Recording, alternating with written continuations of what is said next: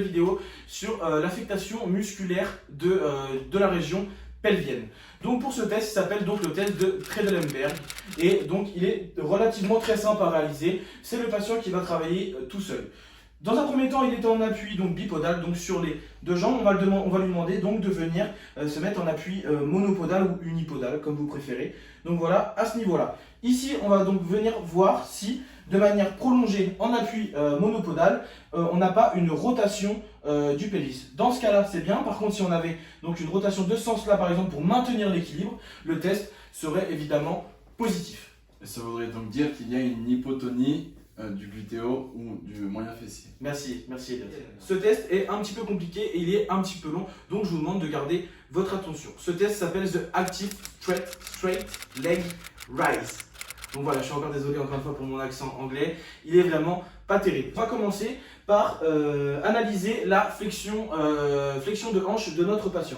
Donc notre patient va venir donc à 20 cm à peu près de la table, donc sur une flexion de hanche. On regarde si notre patient n'a pas trop de mal à réaliser ceci. S'il a du mal à réaliser ce mouvement et à le maintenir dans le temps, on passe à la deuxième partie du test. C'est bon, tu peux relâcher Elliot.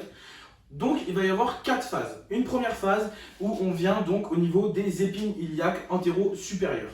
Donc on vient à ce niveau-là et au niveau donc de la jambe qui est affectée, on vient fixer l'épine iliaque antéro-supérieure et on demande à notre patient de lever encore de 20 cm. Voilà. Si on sent qu'il a plus de facilité à réaliser ce test avec une pression sur l'épine iliaque antéro-supérieure, on peut dire que le test est positif. Deuxième partie du test, on vient chercher donc les épines iliaques postéro-inférieures. On vient donc à ce niveau-là, épine iliaque postéro-inférieure, juste ici, et on vient exercer une compression de part et d'autre du pelvis. On vient faire la compression, on demande à notre patient donc de lever la jambe de 20 cm. On essaie de vérifier qu'il n'a pas trop de mal. Voilà, comme ceci. Il peut reposer la jambe. Si on voit donc qu'il a moins de mal ou qu'il nous dit qu'il se sent plus à l'aise pour réaliser la flexion de hanche de 20 cm, on pourra dire que cette partie du test est positive. Si ce n'est pas le cas, on passe à la troisième partie du test. La troisième partie du test, on va venir poser nos mains au niveau de l'ischion. Donc l'ischion, c'est donc l'origine des muscles ischio-jambiers. Donc là, l'ischion, il est juste à ce niveau-là. On vient exercer une compression pareille et on lui demande de faire encore cette flexion de 20 cm.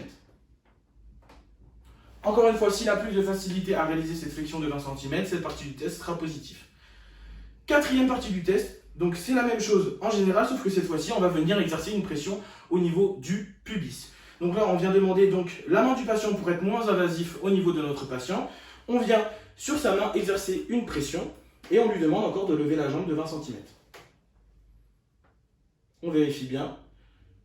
Si notre patient a moins de difficulté à réaliser ce geste avec une pression au niveau du pubis, on pourra dire que cette partie du test est positive. Pour ce test, donc, c'est le test du syndrome du pyramidal ou le piriforme, ou comme on veut, le muscle aller de nom.